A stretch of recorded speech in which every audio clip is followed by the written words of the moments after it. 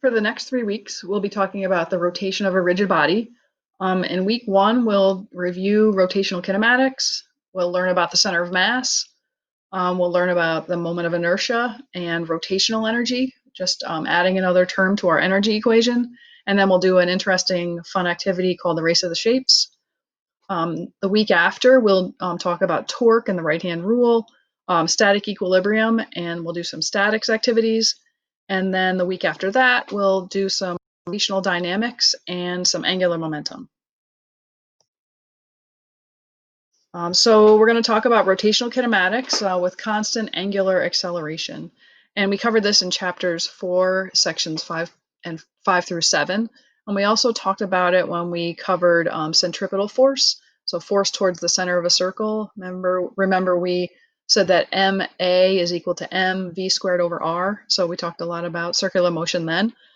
The important variables are omega right here. So remember, omega is equal to d theta dt, where theta is my angle. So I'm going through a certain angle, and that's equivalent to, say, x or y. And our alpha is our angular acceleration, and so our angular acceleration is equal to the change in angular velocity over the change in time.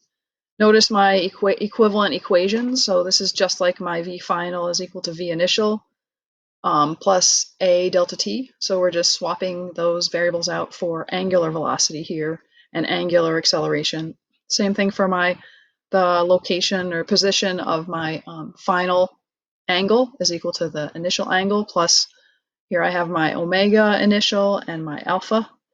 So these equations are equivalent to our kinematic equations for linear motion. We can see here that if our omega is greater than 0, so remember counterclockwise is considered positive, and if our alpha is greater than 0, if that's positive also, then my disk here is going to be speeding up. So I go from this angular velocity to this angular velocity, so it's speeding up. If my angular velocity is positive to begin with, and then my angular acceleration is negative, I'm going to go from I'm going to slow down. So this is the start. I'm going to be going this. My angular velocity is pretty high, and it decreases to this angular velocity. And if my angular velocity is negative and my angular acceleration is negative, then I'm speeding up. Sorry, if my angular velocity is negative and my angular acceleration is positive, then I'll be slowing down. So if these are opposite, I'll be slowing down. And here my signs are the same. So if my angular velocity is negative and my angular acceleration is negative, then I'll be speeding up clockwise. So an unconstrained object in which there's no net force rotates about the center of mass. So this is the equivalent of our dry ice on a flat frictionless surface, right? When our dry ice was moving along the table, there were no forces acting on it. It was moving at a constant speed. And so for rotational motion, if there's no force acting, then the object will rotate about its center of mass. The center of mass remains motionless. So the center of mass in this example here stays in the same place, even though the object is rotating about that center of mass. So massive particles count more than low mass particles, and so we can see what the equations look like if we want to find the location. So this is my center of mass. If I want to find the center of mass of an object, I can treat it like a set of point objects, and then I can say 1 over the total mass is the sum of the mass of each particle times its location, and we count up to however many points we're considering. So 1 over the total mass, so I add up all my masses for the denominator, and for all of the particles, then I just have terms m1 x1 plus m2 x2 plus, and on it goes. And we can do the same for the y location for the center of mass. When we think about rotation, we think about rolling. And so when we talk about rolling, we're talking about rolling without slipping. And that's a combination of rotation and translation. So we can see here we have this circular object, say a ball or a tire, and we can see that this is my radius. As the ball rolls without slipping, this point here, right, on the ball. So think about this ball rotating. This point, as it rotates, this point is going to move around the circle. And so I can see that if I were to keep track of that point on the ball as it rotates, it would make a circle that looks like this. And that point is moving all around this circle all the way here. So it's moving like this, but it's actually moving one full rotation. And so if I think about the length of one full rotation, that's going to be 2 pi r, the circumference of this circle. So my delta x, right, becomes my v of the center of mass, delta t, which is equal to 2 pi r.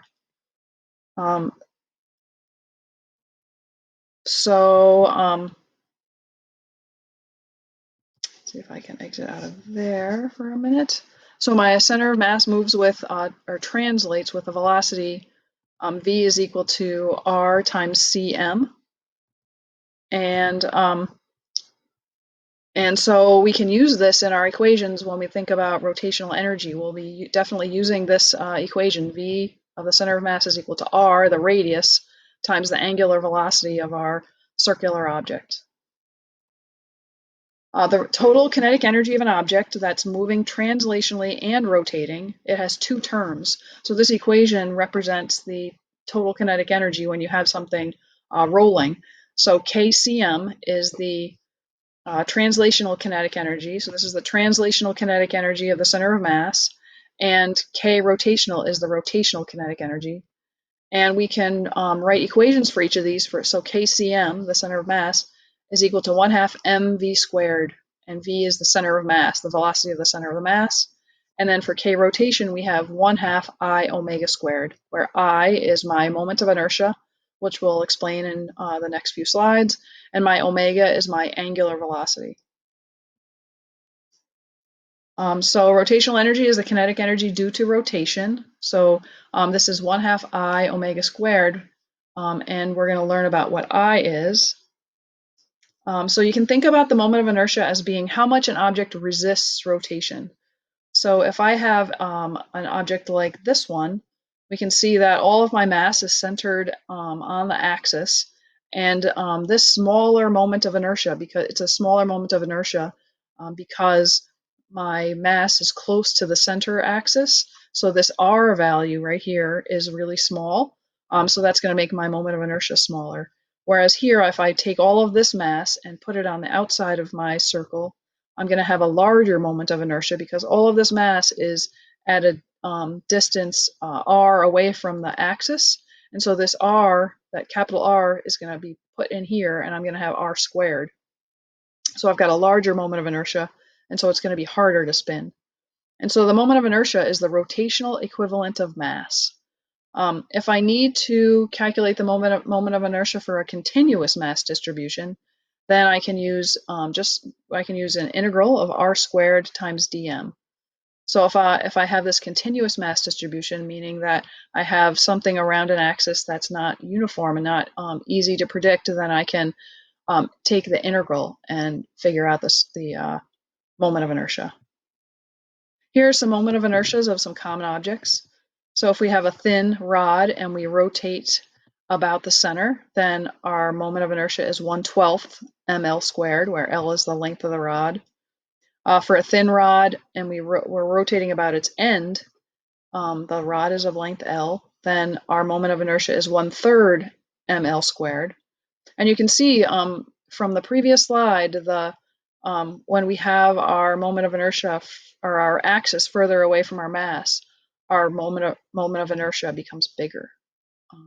We can see that we have different moment of inertias for a plane or a slab about the center and about the edge. 1/12 ma squared, right? So this is the side A, or 1/3 ma squared. We can look at a cylinder. So we have a cylinder that rotates, a solid cylinder that rotates about its center, is the moment of inertia is 1/2 mr squared. A circular hoop where all the mass here is now on the outside in a shell, then our moment of inertia is mr squared.